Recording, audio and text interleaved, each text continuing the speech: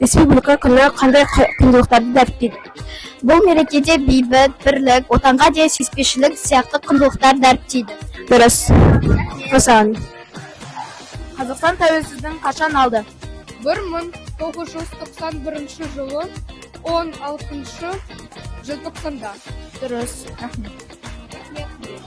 Тәуелсіздік дегеніміз не?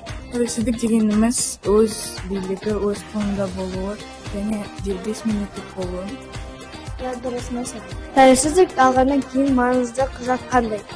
1995 жылы Қазақстан Республикасының Конституциясы. Дұрыс. Осыған. 1990 жылғы декларация қандай маңызға ие болды? Тәуелсіз мемлекет болуына алғашқы ресми қадам. Дұрыс, жарайсың. Мемлекеттік рәміздер қашан қабылданды? 1992 жылы 4 маусымда. Дұрыс. Осыған.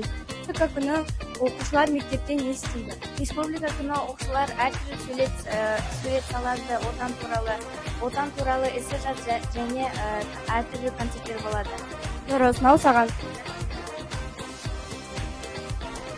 Республика күні қашан өтіледі? Республика күні 25 қазан өтеді. Республика күні қандай іс-шаралар өткізіледі? Республика күні концерттер мен сын сағатта отан туралы тақырып өтілмеді. 25 қазан қандай оқиғамен байланысты? Декларация қабылданды. Дұрыс. Осыған.